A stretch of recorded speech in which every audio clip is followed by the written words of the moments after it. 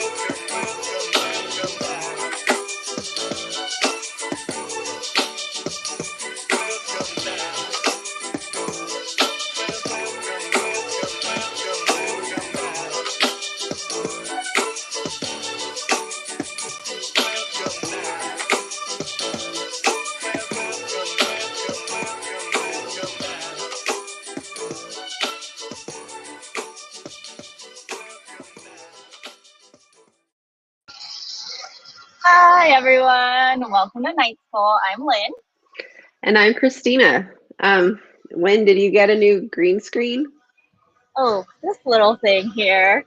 No, but as you might have heard in the waiting room music and noticed this cool new background of mine, we are actually officially back at the Academy.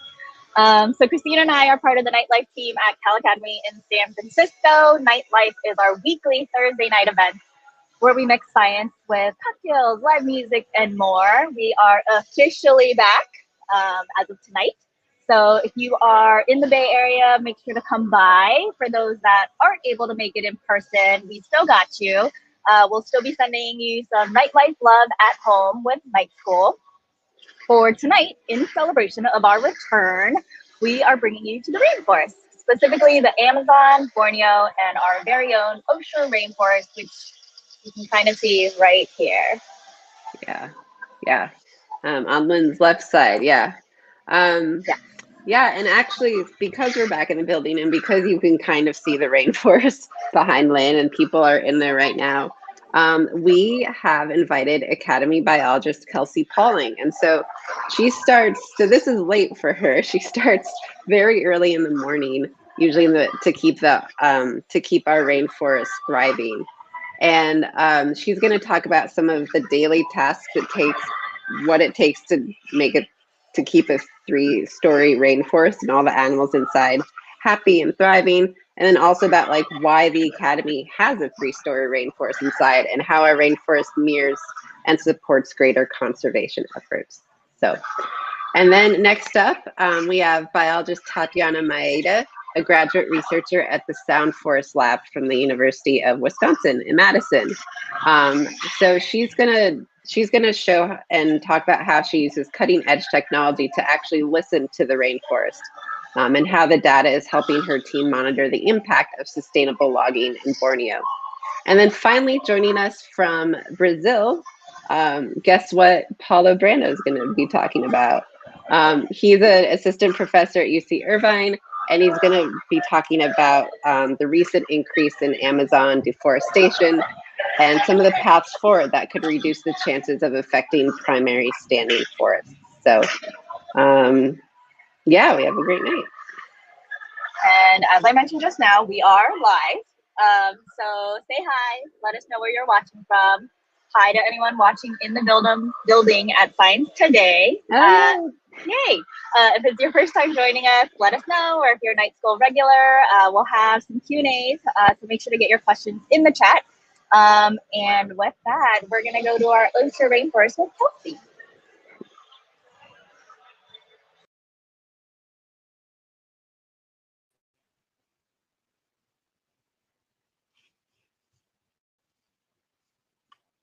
All right, hi everyone. Now, anyone who's been into the California Academy of Sciences has most definitely seen the Osher Rainforest. It is our replica of tropical rainforests worldwide. Next slide. Now, rainforests are a complex ecosystem that play a major part in supporting life worldwide. Rainforests provide food, air, shelter, water, even medicine, and are the best ecosystem equipped to fighting climate change because of the density of plants available to convert greenhouse gases. They have the highest rainfall of any other biome and maintain consistently warm temperatures year-round. Tropical rainforests, however, cover less than 3% of Earth's total area, yet they're home to over 50% of terrestrial animal species. Rainforests are important because they regulate global temperatures, which in turn stabilize ocean currents, wind patterns, and rainfall patterns. Rainforests add water to the atmosphere through transpiration. So when deforestation occurs, it oftentimes decreases rainfall and can even cause drought. Compounds in the rainforest are used to make drugs, such things like antibiotics, antiseptics, anesthetics, hormones, enzymes, things like that, and can be used to prevent and treat lots of diseases. And according to the UN Food and Agriculture Organization, more than a quarter of the world's population relies on forests, rainforests in particular, for their livelihoods. So whether that's farming, food, ecotourism, a quarter of the world's population depend on these forests to survive. Next slide. So our Osher Rainforest at the California Academy of Sciences is a replica or an urban replica of tropical rainforests worldwide. It's a 90-foot diameter dome and houses over 1,600 live animals and plants. And it showcases all levels of the rainforest, including the river basin, the forest floor, the understory, the canopy.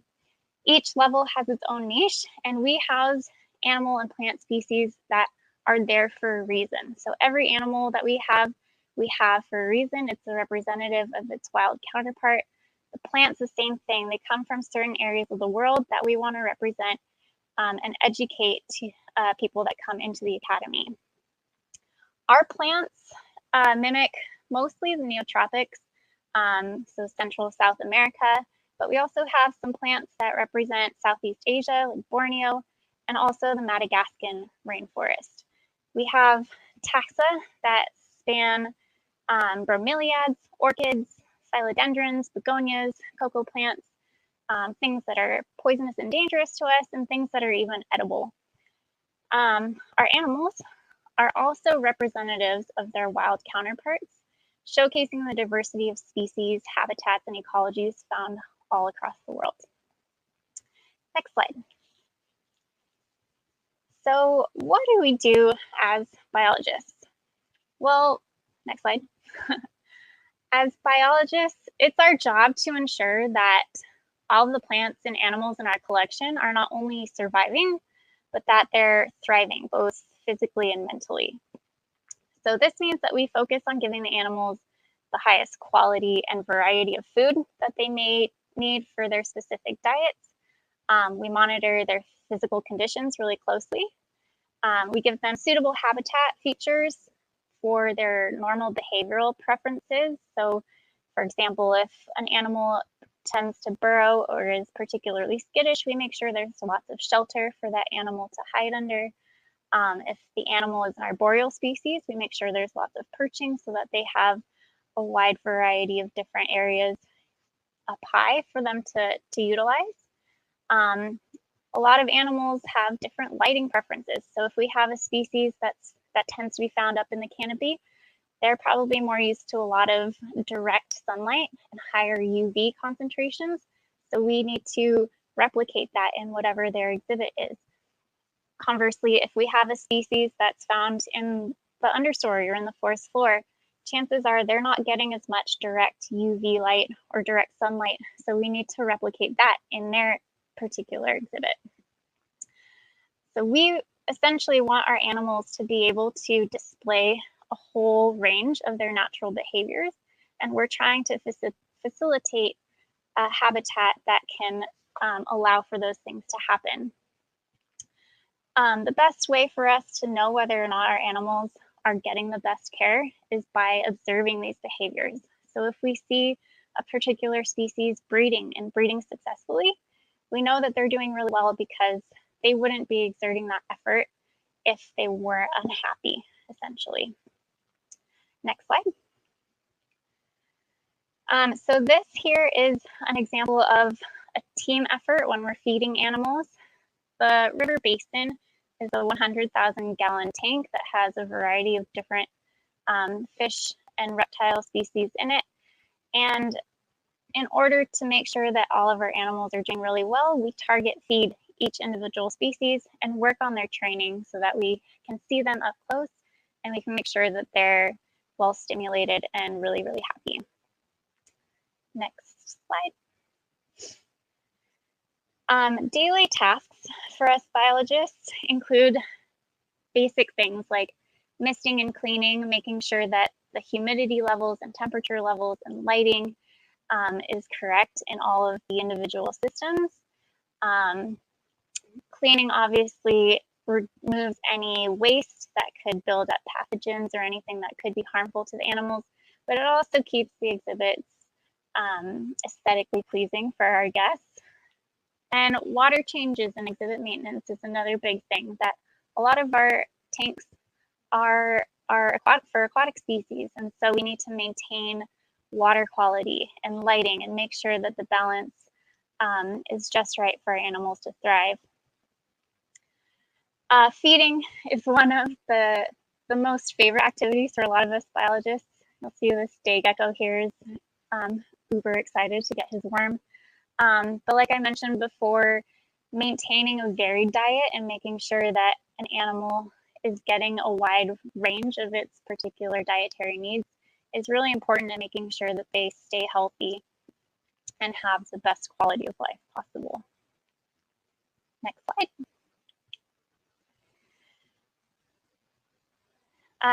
In addition to our exhibit tanks, we also have a lot of free-flying members of the rainforest.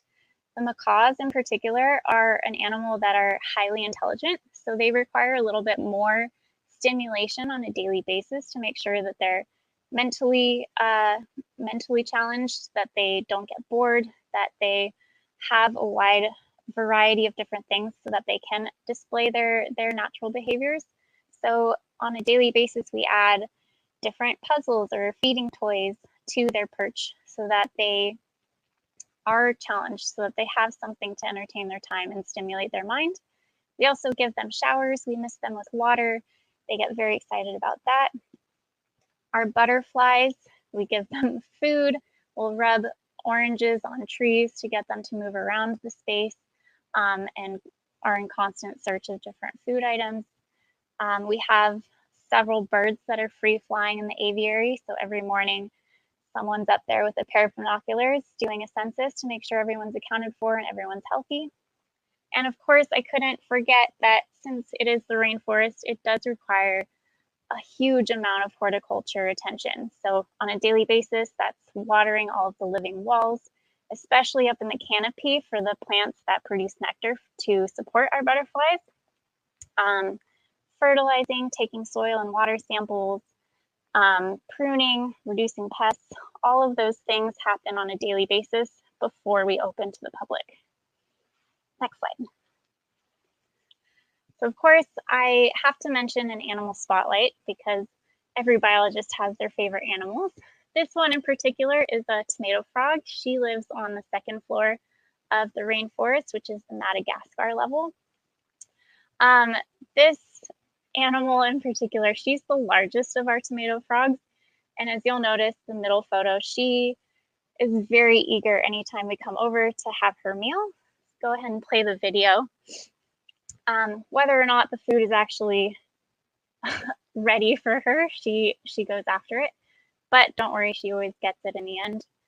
And for an extra added measure, she does like to sit in her little water bath as soon as I clean it out. So she is one of my favorites. She's quite a character. Next slide, please. So why does it matter? How does our daily, day-to-day work really affect greater conservation efforts? Next slide. A great case study for this is our butterflies and their backstory. So go ahead and play this video. We have every animal in the rainforest for a reason. Every animal is there because it benefits something in the greater world or it has a story behind it.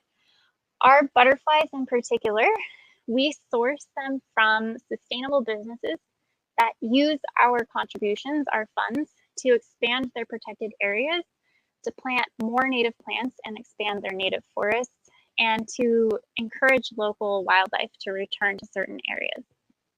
So this video is from one of the farms in Costa Rica that we source our butterflies from. They actively plant more areas that have been previously destroyed, more forest areas that have been destroyed. And in planting these, they encourage more butterflies, more vertebrates to come back to the area and re-wild the area. We also, at the beginning of this year, got a note from one of our other suppliers, also in Costa Rica, who told us that their protected tropical forest area is now over 1,000 acres.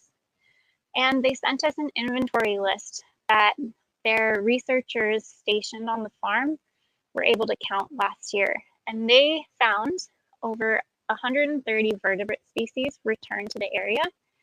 That included 89 bird species, 17 mammal species, 11 reptile species, and 14 amphibians, many of which were listed as vulnerable. So we select butterflies that will thrive in the rainforest, but our contributions also help to replant forests across the world. Next slide. So as I mentioned before, we select the butterflies that are going to do the best in the rainforest. So we choose species that are good display animals, but also ones that have a slightly longer lifespan, ones that will stay in there a while, ones that will utilize the space really well, so ones that fly around, some that aren't palatable because we want them to survive really long. And the emergence data that we collect from the butterflies that I send us really help the farms understand how their process is going. So they send us things, we send them things. It's sort of this great partnership that we have. Next slide. So when they send us the butterflies, they come in this chrysalis form, which is on the left. And you can tell if the video works. Oh, maybe it won't work. That's okay. When they send us the chrysalis form, every chrysalis looks slightly different. So we can tell species apart based on that, but then we have to pin them or glue them to these rods and hang them in the emergence chamber so that they have the best chance of actually emerging correctly. And go ahead to the next slide. And then all of our favorite parts is releasing the butterflies once they've emerged. So we keep track of how many actually do emerge. If any of them don't emerge, that's something that we send to the farms. But it is some of our favorite tasks first thing in the morning to take all of the butterflies that have emerged the previous day and set them free into the rainforest. Next slide. Another thing that we do in the rainforest that impacts greater conservation efforts is what we call the Species Survival Program. Now, this is part of the Association of Zoos and Aquariums, the AZA. And the SSP program is basically designed to oversee population management of certain species that aren't doing that great out in the wild. So the goal is to ensure the sustainability of a healthy and genetically diverse population under AZA, so that if something were to happen, we have genetic backup in our collections. So there are several species at the Academy that are considered SSP species, but in the rainforest, we do have the yellow-rumped cacique, which is, we have successfully bred them in our care in the past. And in the rainforest, they have bands on their legs so that we can tell which individual is which, and we can track their genetics. Another one is the leaf-tailed geckos. Those are some of my personal favorites just because they're so cryptic and they look very wise with their little mustache beards. And then, of course, the Panamanian golden frogs is another one that in their wild population has been almost completely decimated by chytrid fungus, which is a fungus that affects the keratin in their skin. And it basically makes their skin very thick. And since amphibians use their skin to respire, for certain species of frogs, it can actually make it very difficult for them to breathe. And some species are more susceptible to it than others. The Panamanian golden frogs, unfortunately, is one of the species that it affects very heavily. And so now we are one of 17 institutions that house almost 550 frogs that are part of this breeding program, with the goal to maximize their available genetic potential. Next slide. We also do non-SSP in-house breeding. So many of our invertebrate species that we have on display, we actually have sort of self-sustaining populations that we can breed in the back. The leaf insects and the jungle nymphs, which are on this slide, these are parthenogenic, which means they, the females can produce exact clones of themselves. So they don't actually need to reproduce with a male. And it creates sort of this really nice self-sustaining cycle that females will lay eggs. We collect the eggs, and they take anywhere from 6 months to 2 years, depending on the species, to hatch. So by the time our initial population of leaf insects is reaching their maximum lifespan, we have another set that are emerging and slowly going through their life stages. Next slide. So many of you are probably wondering how you can help the rainforest, both in the wild. There are very typical things like recycling, carpooling, trying to reduce your greenhouse emissions, things like that. But something that's really easy to do and something that we encourage, go ahead to the next slide, is shopping sustainably. So we have there are several apps actually out there, but one that's really popular is the Sustainable Palm Oil app. So this was created by the Cheyenne Mountain Zoo, and palm oil is an ingredient that's used in a number of products, but oftentimes palm oil is farmed unsustainably, and they cut down forests that are prime habitat for primates, for birds, for several different types of animals. But finding sustainable palm oil can reduce the impact on the environment. So this is a great app. The other thing that you can do is when you're out shopping, look for this logo for the Rainforest Alliance certification. It's very common on things like coffee, chocolate, things like that. And if you see the logo on your product, it basically means that the product or ingredients that are used to make the product are produced using methods that support the 3 pillars of sustainability. So social, economic, and environmental. And that covers things like forest conservation, climate, human rights, livelihoods. All of those things are covered under this certification. Next slide. So I'd just like to quickly thank some of my fellow biologists for taking some of the content and passing it on to me. And next slide. If anyone has any questions, I'd be happy to answer them now. Hi, Kelsey. Hi, Lynn. Thanks for presenting all of that. I always like seeing what goes on behind the scenes, and I'm sure our viewers do too. Our first question is, where do the animals in the Academy's rainforest come from? Where do they come from? That's a great question. Every level of the rainforest represents a different area. So the first level was designed to represent Borneo. The second level is to represent Madagascar, and the third level is to represent Costa Rica. All of our butterflies are up there and things like that.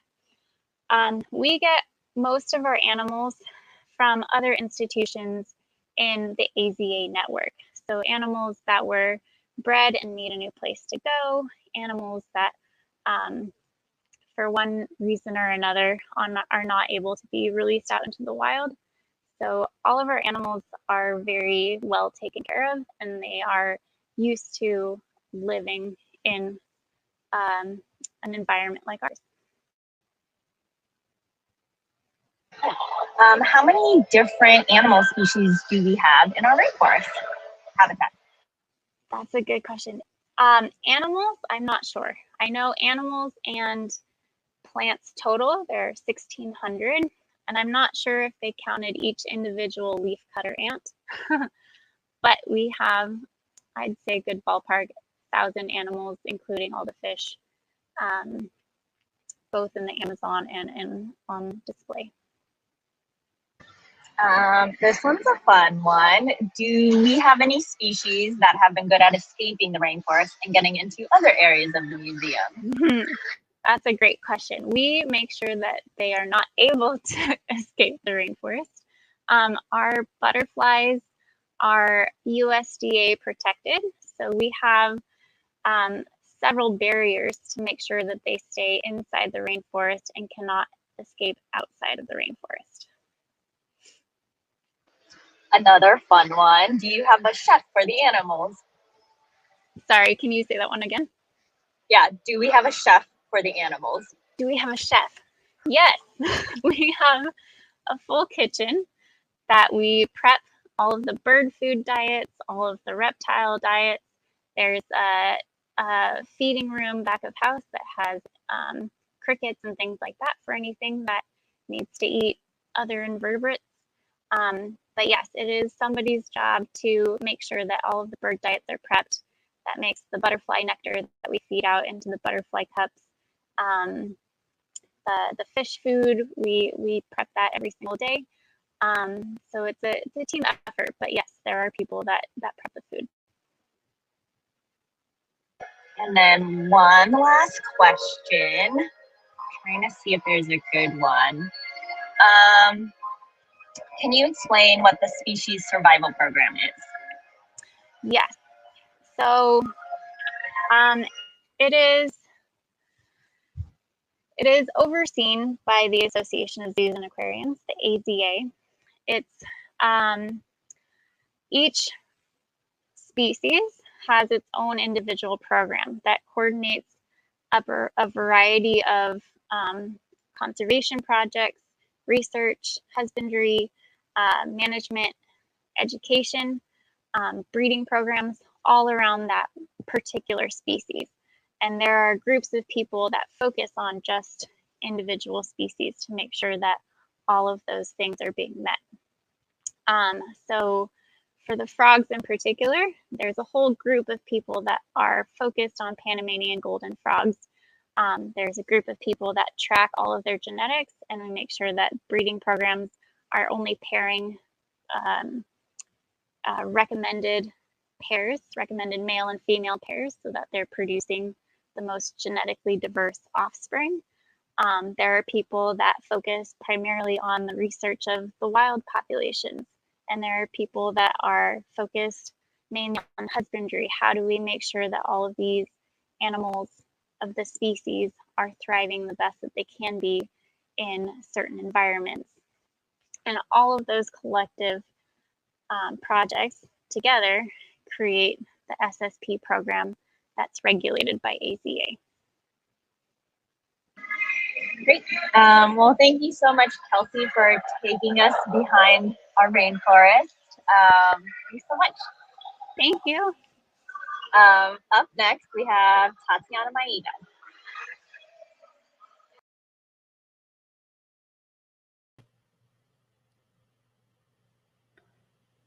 Hello, everyone. Okay. All right, can you see all here? All right, so I'm Tatiana Maeda. I'm a graduate researcher at the University of Wisconsin-Madison, and I'm part of the Sound Forest Lab. Next slide here. Here, good. So before I started my PhD, I was living in Central West Brazil, where the smiley face is, and I was working with wildlife sighting ecotourism. And I moved to this region, which is highly biodiverse, one of the most well-preserved regions in Brazil. And you know that feeling when you are starting a new job and you're feeling kind of lost, and after some time you start to understand the routine of your workplace, you memorize your colleagues' names, and after some time, I started to understand the animals' routine around me, who was the first one to arrive, where the animals' offices were, and I learned to recognize several animals by their voices. And this skill helped me to find and identify wildlife to visitants, and therefore do my job as a wildlife guide.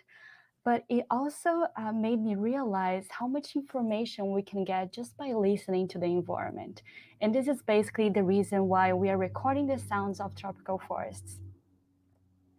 So one of the tropical forests that my lab studies are the rainforests in East Kalimantan, Indonesia, in the island of Borneo, here. And imagine yourself in this rainforest with very large and tall trees all around you. When you are at this dense rainforest, if you're lucky, you may get to see some very cool animals, but you're definitely gonna listen to many.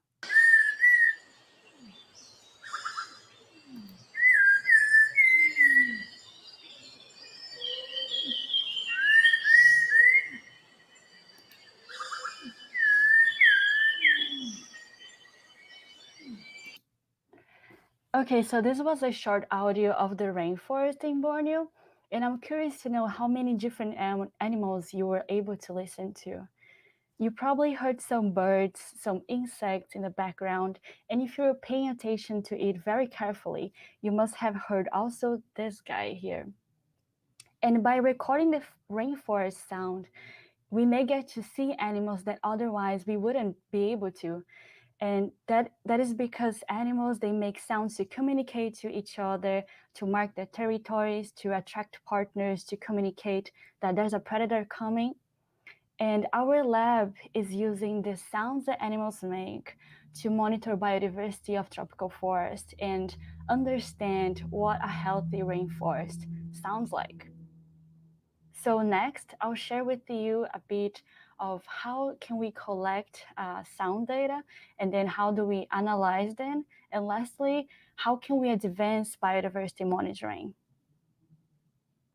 So first, we basically, how do we collect data? We basically put the recorders on the trees and just leave the recorders out there. They have this microphone here, and the recorders will capture all the sounds of the environment, and that includes birds, insects, amphibians, and mammals. And the best part is that when we can spread recorders in the whole forest and record at the same time, all the sites at the same time and for long periods of time, so like a whole year, without much effort to collect data. And this is how data looks like. So we can see data, actually we can see the sounds through these spectrograms, these graphs called spectrograms, and they are organized by frequency or pitch on the y-axis and by time here on the x-axis. And the volume of the sound we can also see through the bright colors. And this is how the data sounds like.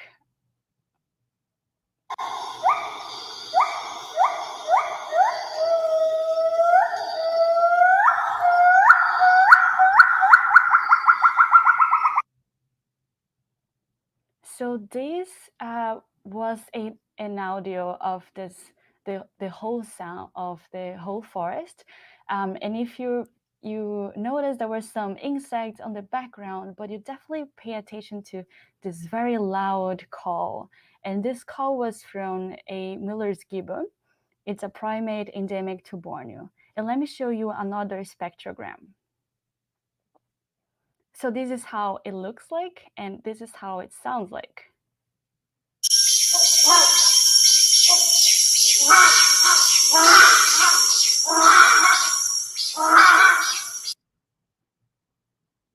Okay. So you probably also heard some insects on the background, very loud, but this unique call here that comes from a rhinoceros hornbill. So as different species of animals, they have different calls or unique calls. The calls kind of function as fingerprints, sound fingerprints. So whenever you listen or see a pattern like this or like this, we can identify that a hornbill or a gibbon was passing around at the time and date, like a fingerprint, which can help us to develop some analysis. And then going to the next step is how do we analyze sound data, or how can we get biodiversity measurements from sounds?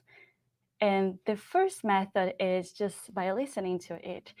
And I spent some good months of my life just listening to data from Borneo, Indonesia, at some of the busiest periods of the day. And this is how a 1 minute in the dawn looks like in Borneo, Indonesia.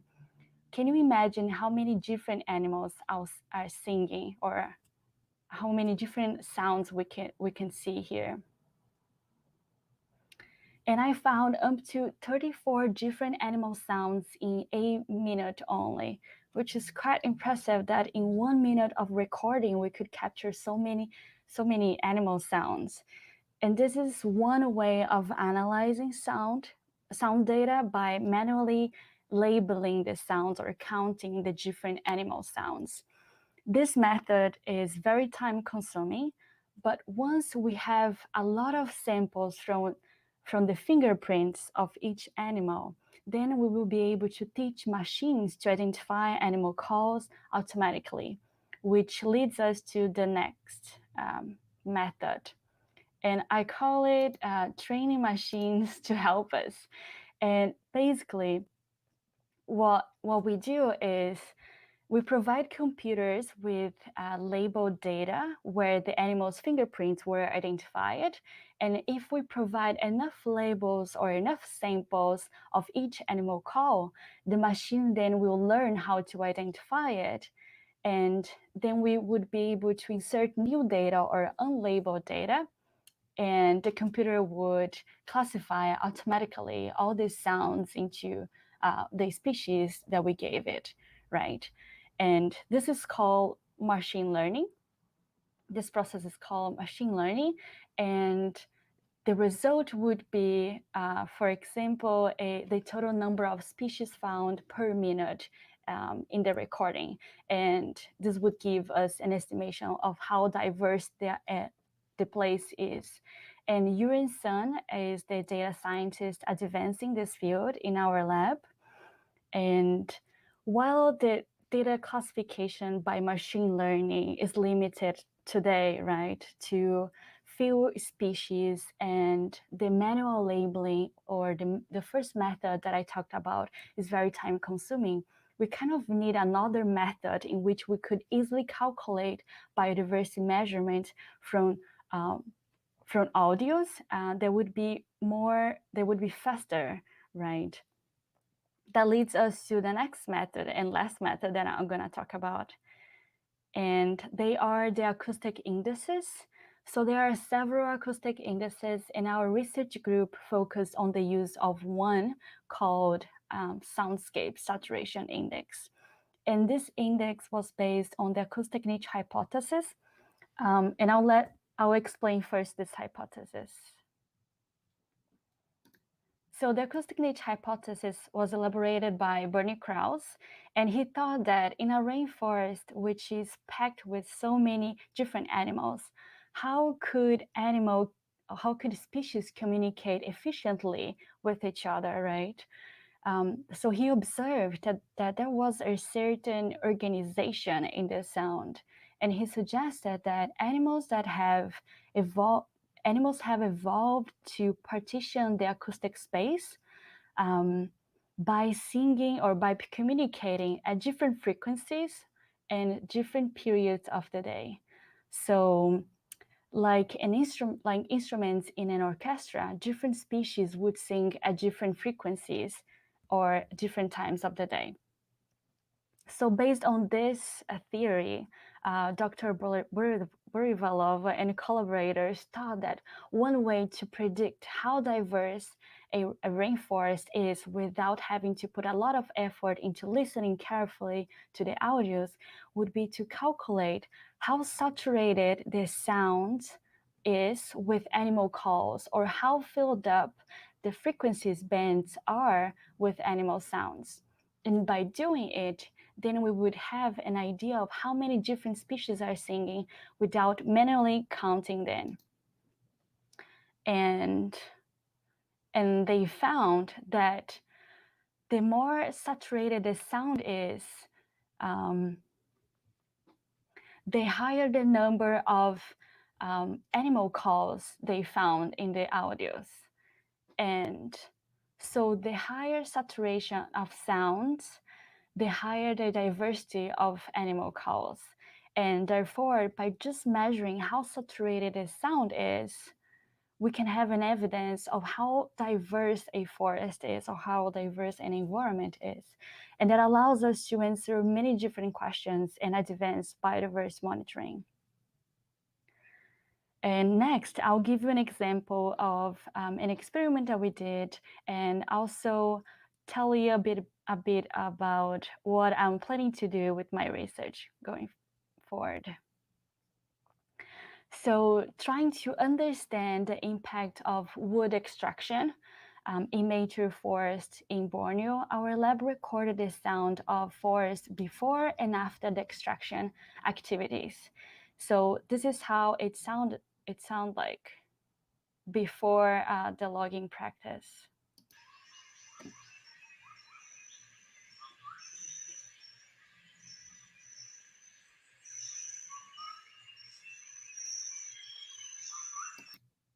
Okay, and this is how it sounded like right after logging, after the logging activities were over.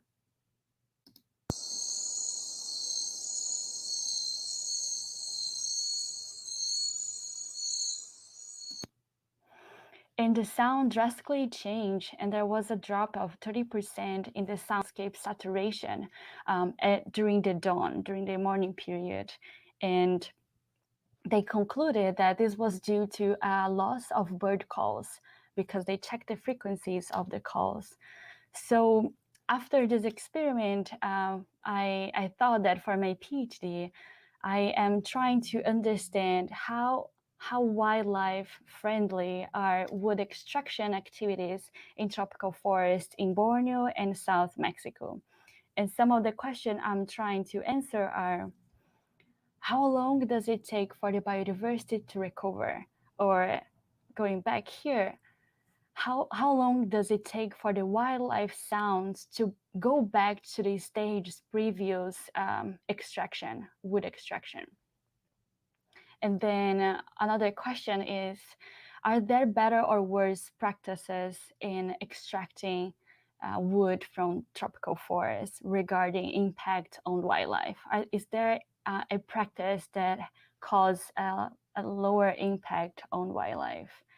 And monitoring tropical forest through sound can help us answer so many other questions by enabling us to see what we otherwise wouldn't see, and by tracking animals through their sound fingerprints in the soundscape. Listening to rainforests can offer us a novel tool to monitor rainforest health.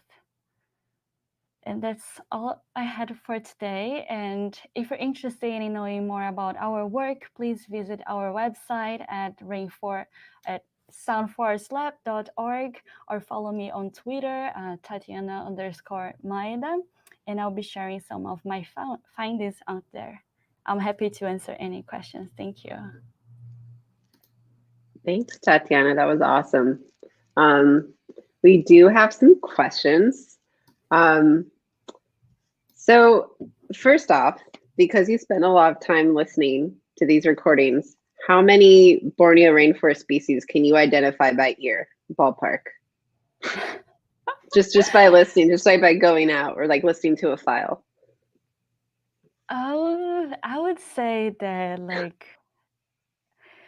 I found up to 400 different sounds. So I would say like 100 I could kind of identify. Yeah. I mean, that's impressive. I don't know how many people, like if they just go out in their neighborhood and they hear birds, like how many species can they identify? Like 3, 4? I don't know. Anyway, very cool. And then so then people are also curious about, have any animals like messed with your sound recorders and microphones in the rainforest?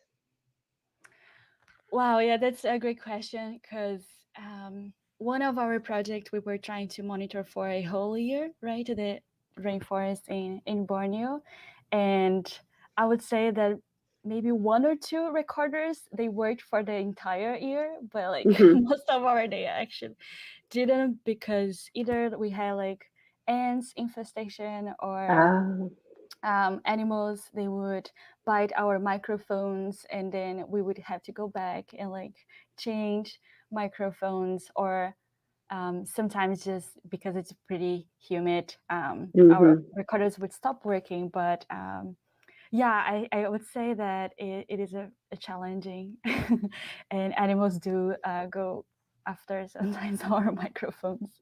Yeah. Who are the biggest culprits? The animals? What? Monkeys? Who are the biggest, like who's the most guilty of messing with your stuff? I would say that recently a project that we had, it was more ants. They Okay. would think it's a cozy place to live. So yep.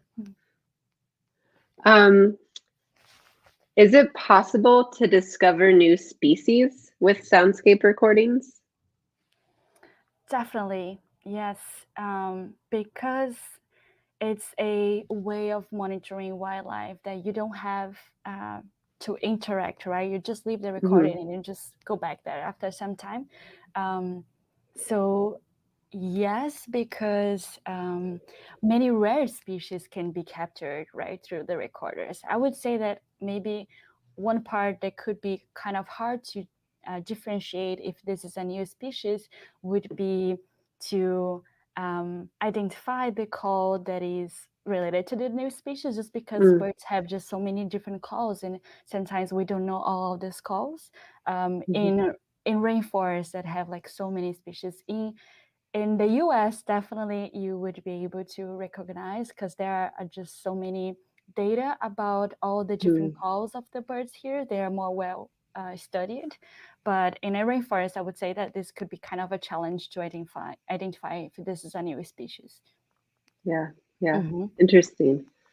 Um, and so I guess like, okay, here's a good question. So how soon after wood extraction do you record the new soundscapes, or what are the main kind of like points of time where you're listening for the changes? Yeah, this is really interesting. And so a recent project that we had, we recorded a so the forest 1 year after the logging activity happened. Hmm. But as we can't wait like 20 years, right, recording, what we do is to try to find out where, at which stage or which year the biodiversity recovers. What we Hmm. do is we go to different sites that were logged at different times. The activity happened at different times, maybe 5 years ago, 10 years ago, or like 20 years ago. And then we try to build this recovery curve, Hmm. according to sites that were logged at different times, just because it would be very cool if we could record like for 20 years or maybe more, a, a a forest that was logged. But it would just take so much time, and hopefully one day people will do it and analyze it later. But Yeah, I did I answer your question? I think so. For, I would Yeah, say, yeah. 1 year. That's, I guess that's the maximum we did. Hmm. Okay, okay, interesting. Um, oh, and just from all the data you have, um, in a typical day in the rainforest, what are the Hmm. main things or events that interrupt a normal day of sound? Like, does it get more quiet after a rainstorm or anything? Yeah, I would say like in a normal day, we would kind of have two peaks of Hmm. saturation, or like the busiest periods of the day. They are during the dawn, like around 6, 7, and then dusk, also around 6, 7 p.m. um, and then at these times where, I don't know, maybe animals are waking up and like going to sleep. There is a peak of the busiest periods of the day. Um, and then at midday, I would say it's one of the quietest because it's pretty warm also. So I don't know if animals are kind of lazy, they don't want to sing at that time, or they maybe are not as active, like looking for food or mates at noon. But yeah, I would say this is like at the peaks of how busy and how like quiet it gets. Hmm. Yeah. Um, and then finally, like for your research, are you were talking about kind of measuring sound in forests where there's more sustainable extraction. Hmm. Um, why sustainable logging versus unsustainable logging? Why do you like Yeah, separate those? Yeah. yeah. I guess what we would say it's the non-sustainable way would be more like the illegal logging. When you're Hmm. clear cut um, the forest. So you don't go and just take the ones that are more interesting or Hmm. that are more valuable. You clear cut, and this is what's happening in many parts of the world. And then the sustainable logging that I'm referring to, or like Hmm. it's this selective logging, when you actually you don't cut the whole forest, but you cut specific trees, the ones that are more valuable. And then it's more, it's there's a whole set of rules of what you can do and can't do. So you should probably cut trees that have a certain diameter. There bigger than a certain diameter. And then after you develop the selective logging in this region, you take the wood that are more valuable maybe, and then you leave this area, this forest, to recover, so it can build up the carbon again, and then trees can grow again. So before you log it again, you do the sustainable logging again. Yes. Okay. Yeah, Yeah. great. No, that's very helpful to have you talk about. Well, thanks so much for joining us. This was fascinating. I'll put a link to the lab you work at in the comments. And I think what you were just talking about leads perfectly into our next speaker of the night, Paula Brando. Thank you. Thank you.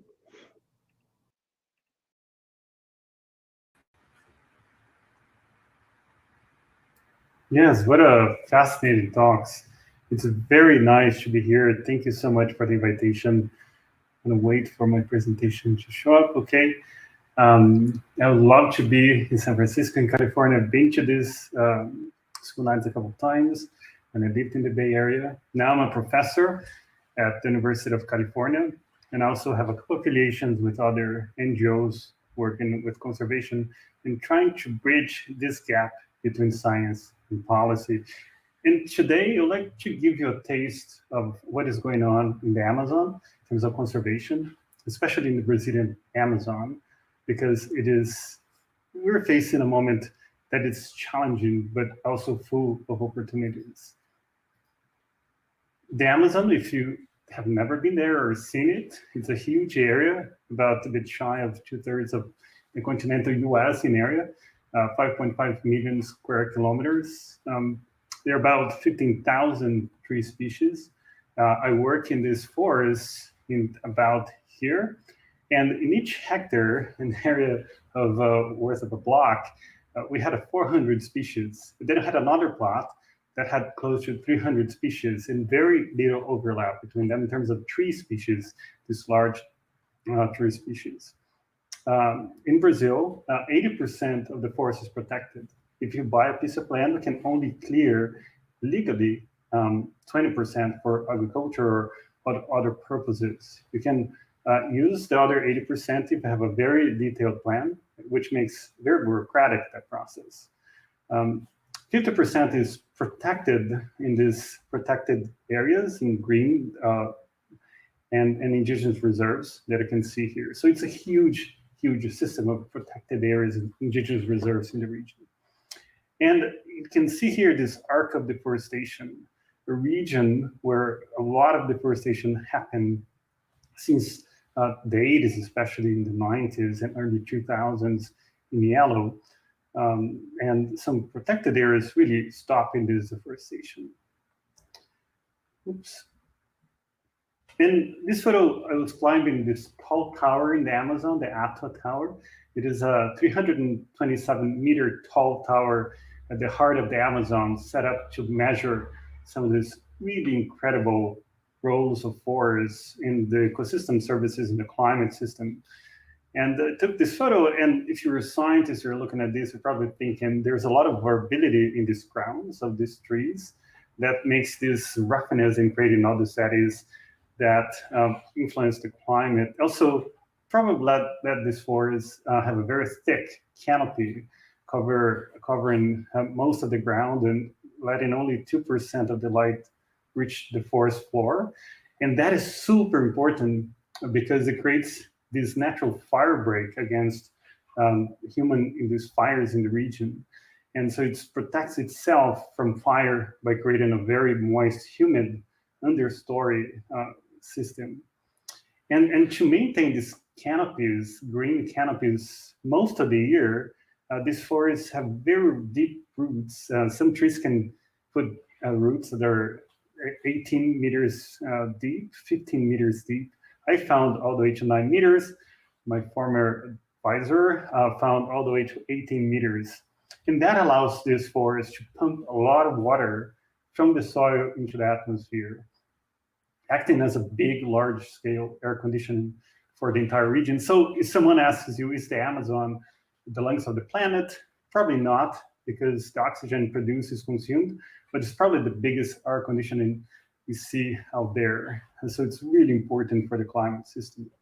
And also we have about 10 years worth of anthropogenic carbon emissions stored into these trees. So if you were to cut down all these forests and the carbon released to the atmosphere, it would account for close to 10 years of current annual human emissions to the atmosphere. So some of these trees can grow really tall. We just found some big trees, or some research groups in the East Amazon. They can grow to be almost 80 meters tall, more like 30 in average. And that creates lots of opportunities for carbon storage.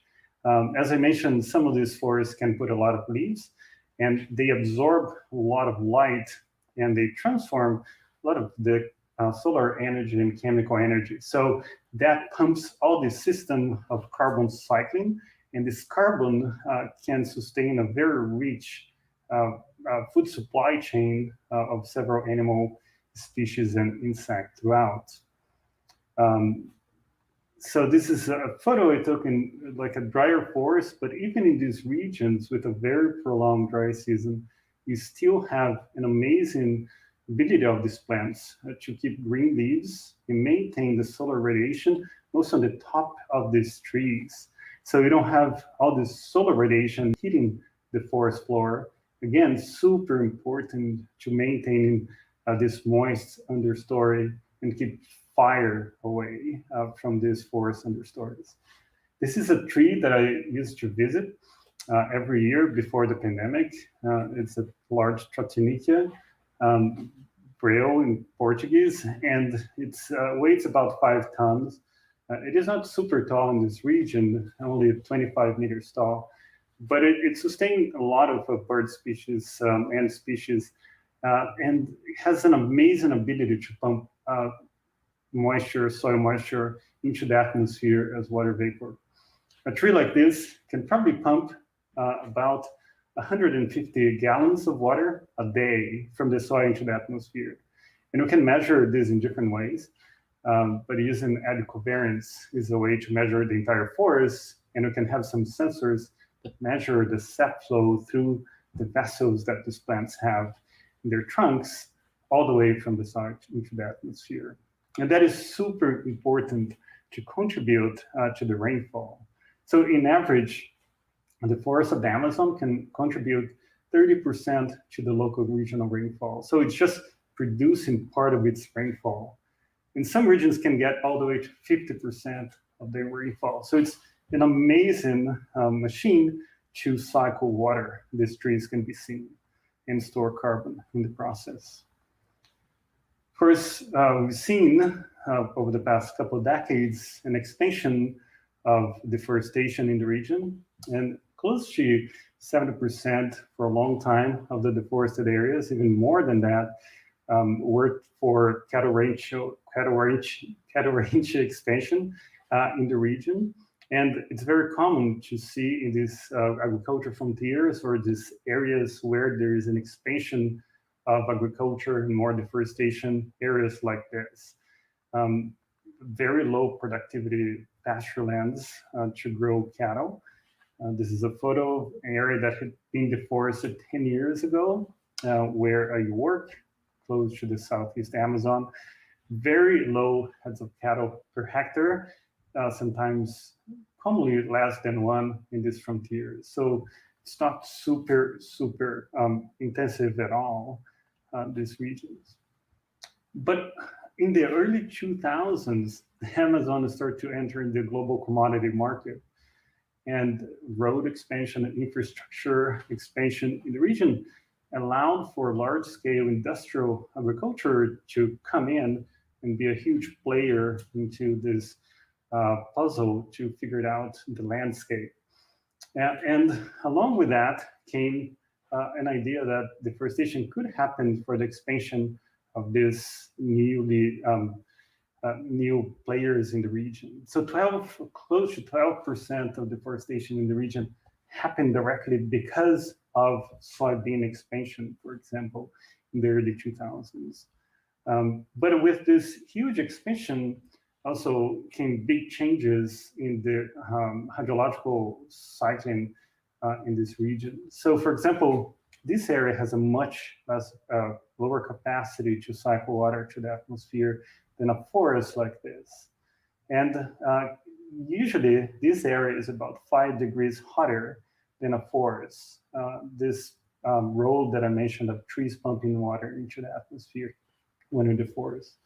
Of course, all the carbon is stored in this area mostly goes into the atmosphere, and by burning, farmers usually cut down trees, pile this up and burn, and that creates all sorts of problems in terms of air quality and also increasing the amount of CO2 in the atmosphere. But also this expansion of industrial agriculture creates lots of opportunities for conservation, because the soybean produced in this region in Southeast Amazon, could be anywhere in the world, is also a part of a global market system that is influenced by buyers, so, and by reputational damage. So during part of this expansion, there is some revolution in terms of worrisome of who is to blame for the deforestation. And just a couple photos that it could be anywhere in the world, but this is Southeast Amazon, just some machinery harvesting corn during the dry season.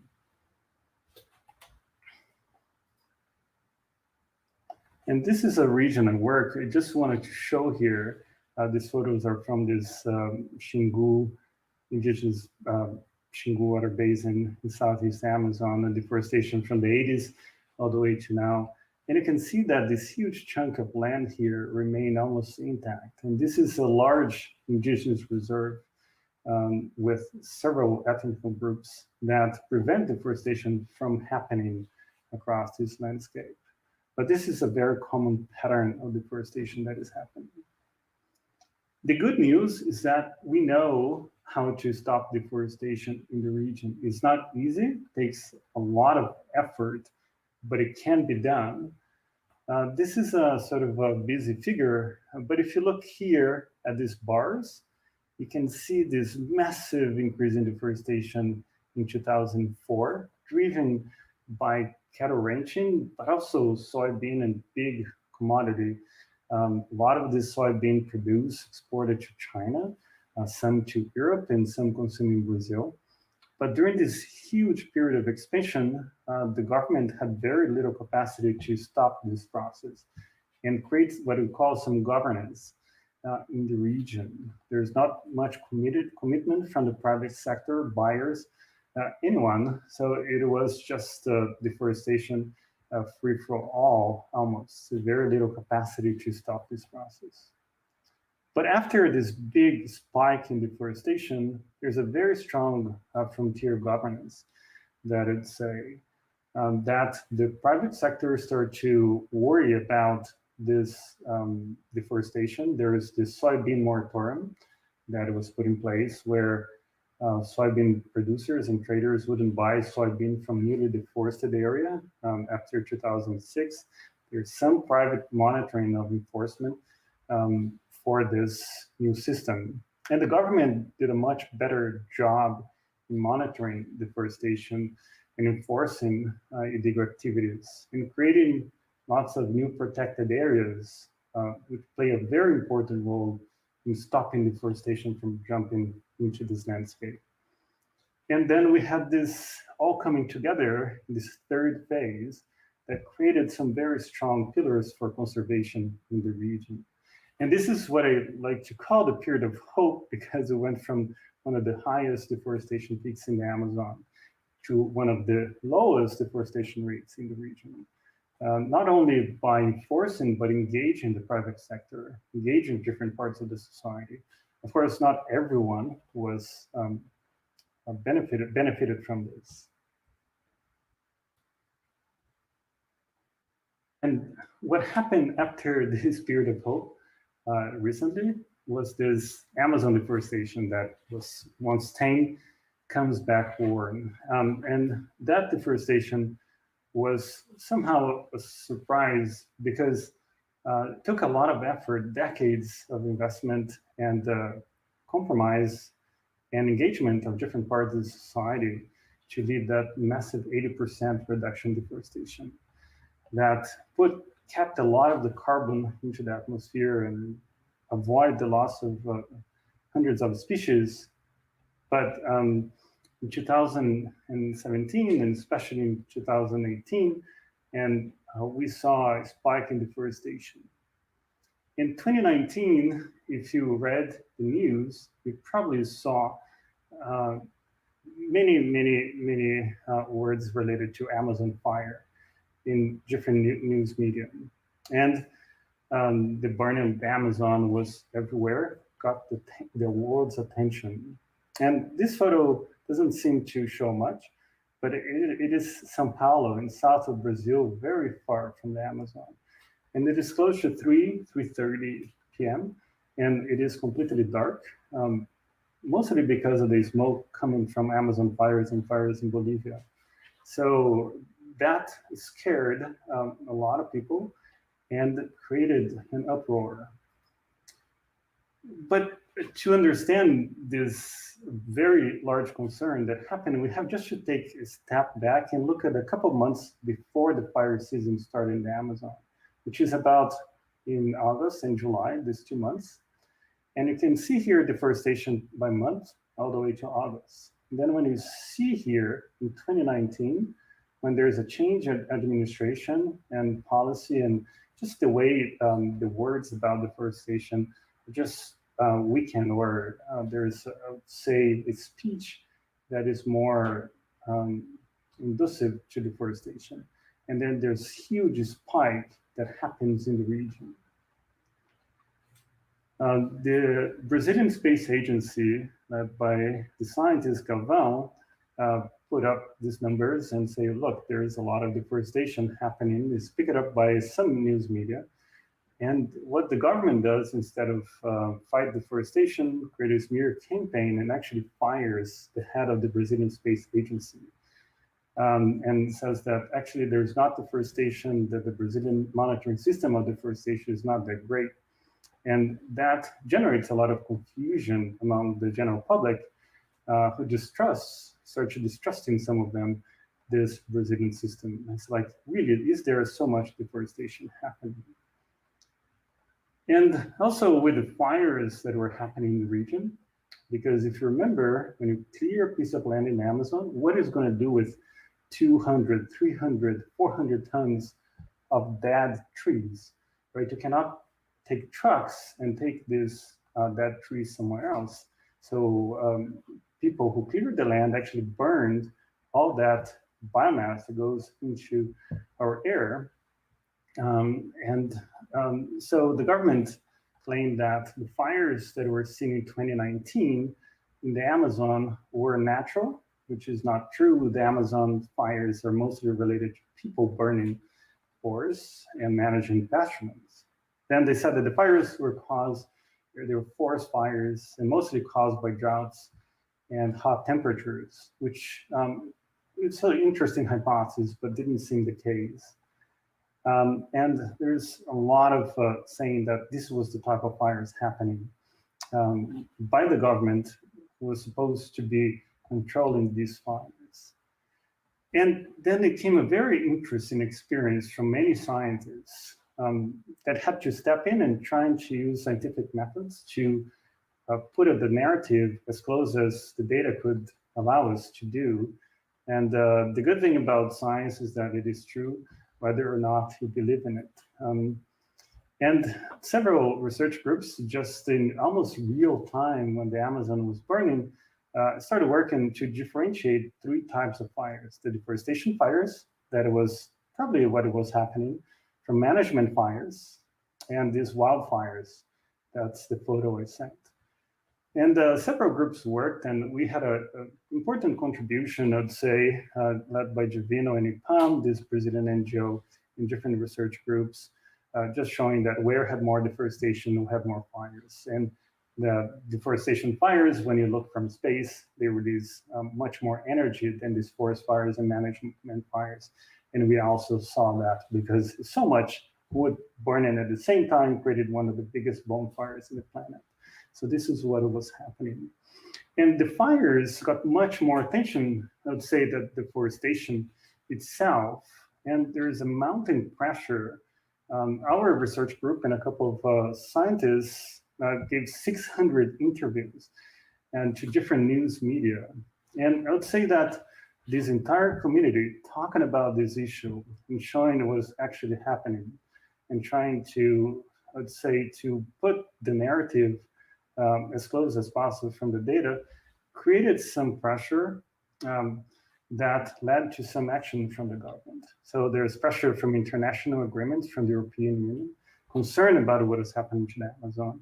Companies threaten to stop buying agricultural products from Brazil, not only from the Amazon.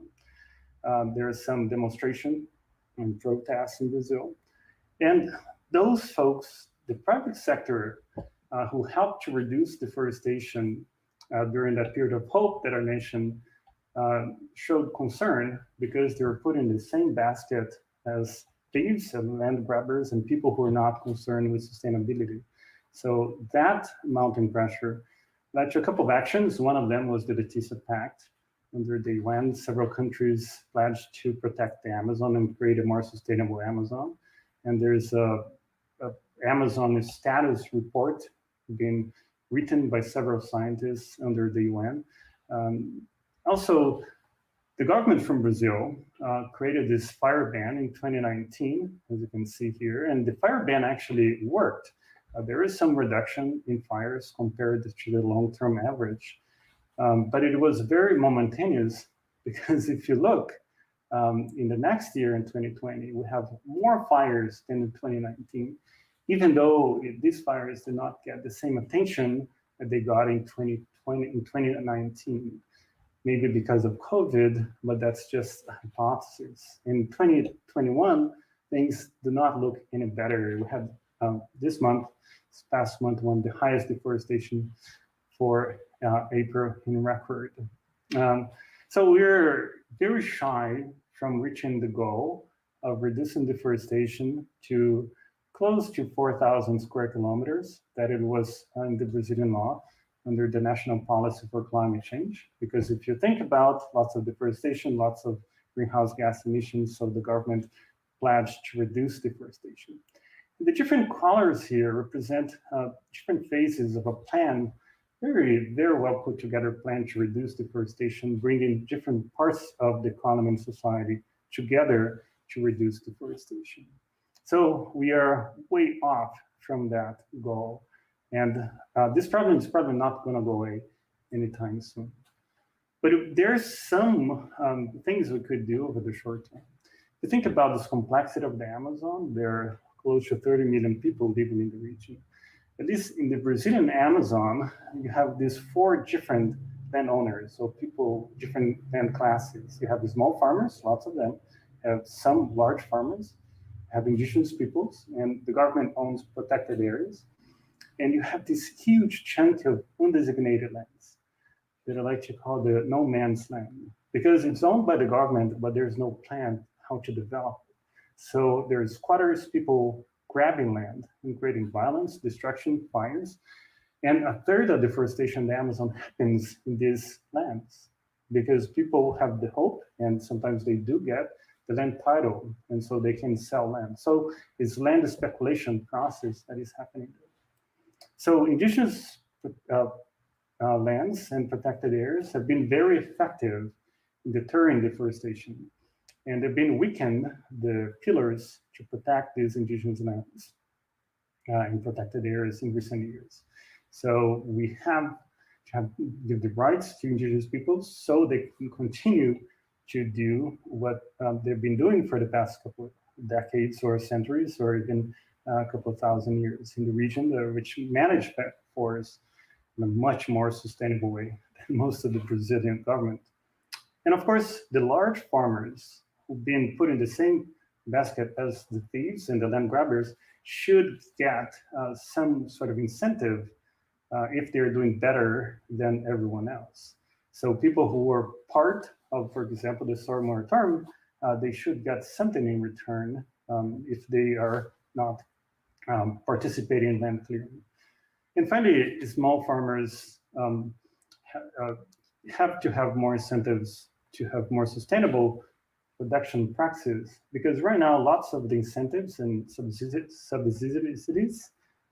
for these small farmers are usually related to pasture lands and soybean production. And of course, it's very unfair because they cannot compete with the large farmers, because the entire idea of the system is to have large production, large areas.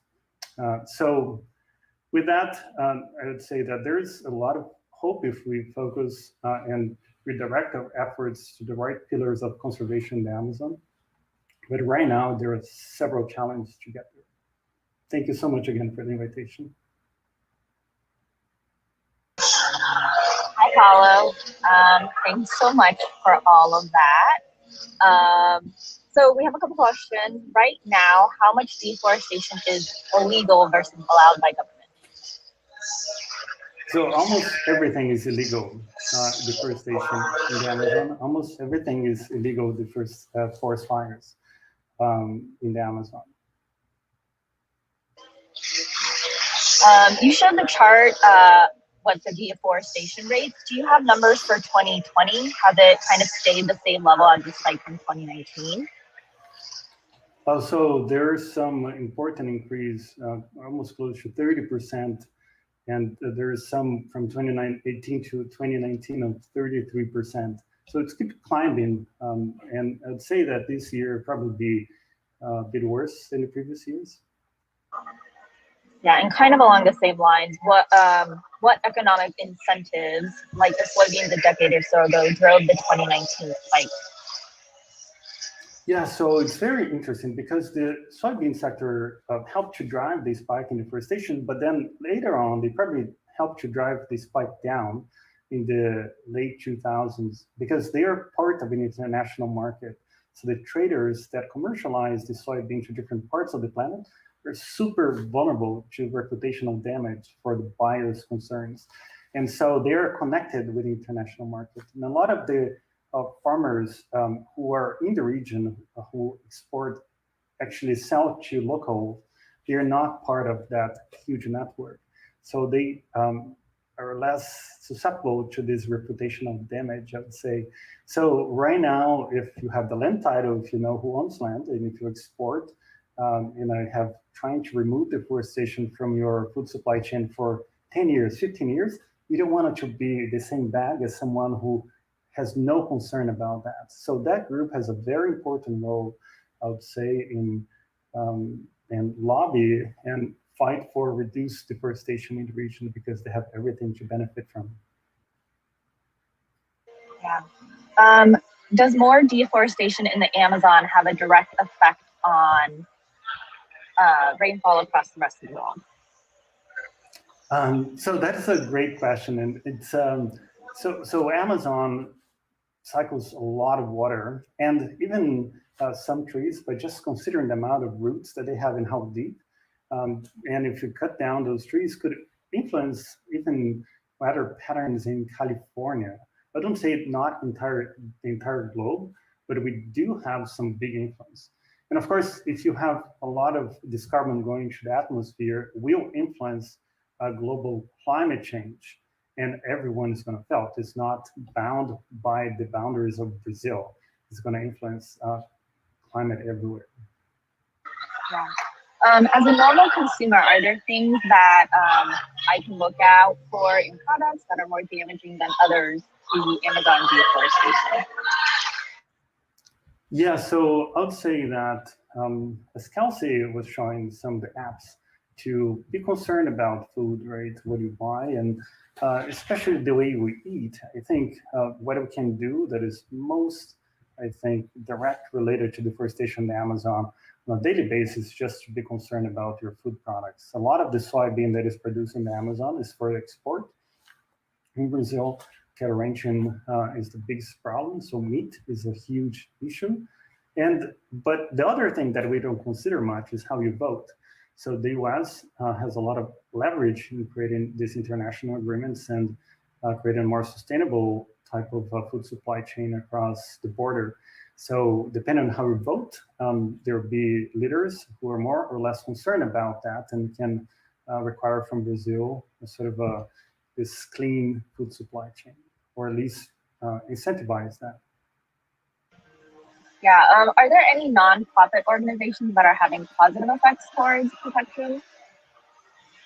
I would say that there are several nonprofit organizations really helping out to bridge science and policy, and really trying to get all this information together that we have about the impacts of deforestation for different parts of society and show how important they are to quantify the damage.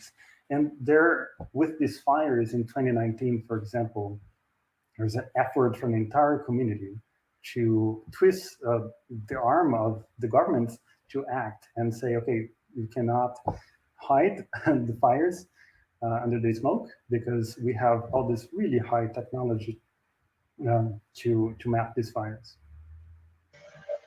Yeah, and last question, hopefully on ending on a hopeful note.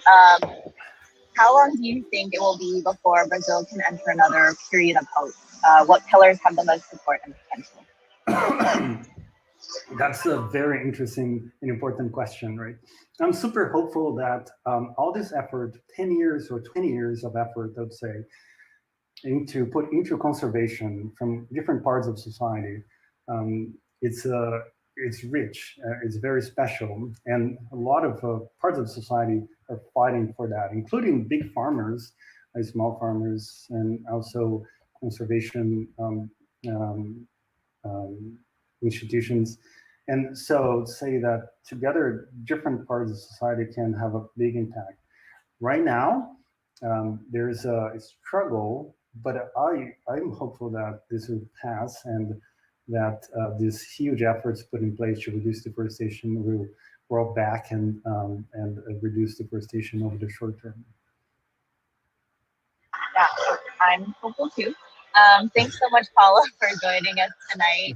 I'm going to bring back Christina to close out tonight. Thank you. Thank you. Hi, Christina. Hey, the lights have changed. It's getting very dark here.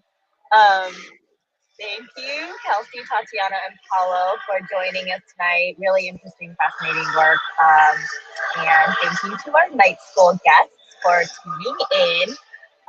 So next week, I don't know if you all live in SF, but SF weather has not been very spring-like this week. But it is technically spring, and that means it's bird breeding season. Next week, we'll be talking all about songbirds and how scientists monitor the health of the California songbird population. You'll also get a peek into the Academy's collection of egg and nest by one of our night school regulars, Melanie Flannery. And if you caught last week's Extreme Life Night School, Jack Bacher will also be back, so tune in next week.